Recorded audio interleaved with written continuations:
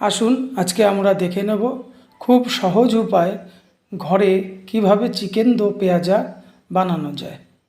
তাহলে দেখা যাক।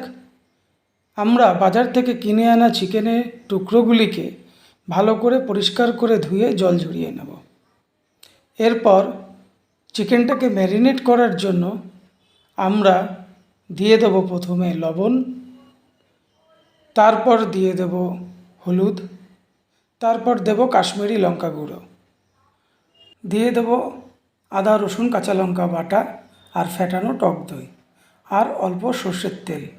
এটাকে ভালো করে মেখে আমরা 15 মিনিটের জন্য রেখে দেব। আর রান্না করার জন্য আমাদের লাগবে পেঁয়াজ কুচি, টমেটো কুচি, আর একটা পেঁয়াজকে 4 ফালি করে আর টমেটো 4 ফালি করে।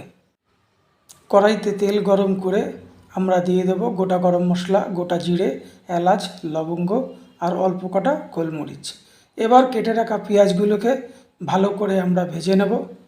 ভালো করে ভাজা হয়ে গেলে দিয়ে দেব আমাদের বাটা মশলা, আদা কাঁচা লঙ্কা রসুন বাটা। এটাকে ভালো করে মিশিয়ে নেব মোটামুটি যতক্ষণ না তেলটা ছেড়ে আসে।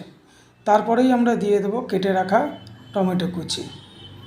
টমেটো কুচি দিয়ে ভালো করে আমরা মিশিয়ে নেব যতক্ষণ না টমেটোটা নরম হয়ে যাচ্ছে। এরপর দিয়ে দেব হলুদ, কাশ্মীরি লঙ্কা গুঁড়ো আর পরিমাণ মতন ধনে গুঁড়ো। ধনে গুঁড়োটা দেওয়ার পরে আমরা আবার মশলাটিকে সুন্দর করে মিশিয়ে সামান্য ঘি অ্যাড করব যাতে মশলাটা খুব তাড়াতাড়ি তৈরি হয়ে যায়। এবার আমাদের ম্যারিনেট করা মাংসগুলি আমরা দিয়ে দেব।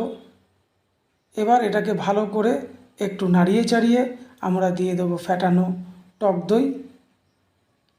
টক দইটি দেওয়া হয়ে গেলে এটাকে আমরা মিশিয়ে ঢাকা দিয়ে দেব মাংসের থেকে জল ছাড়া অবধি। তারপরে জল ছেড়ে গেলে ভালো করে কষিয়ে সামান্য জল দিয়ে আমরা এটাকে রান্না করতে থাকব। তারপরে দিয়ে দেব পেঁয়াজ আর টমেটো বড় করে কেটে রাখা সেইগুলো। এরপর এটাকে বেশ কিছুক্ষণ মেশানোর পরে আমরা এতে অ্যাড করব ধনেপাতা কুচি।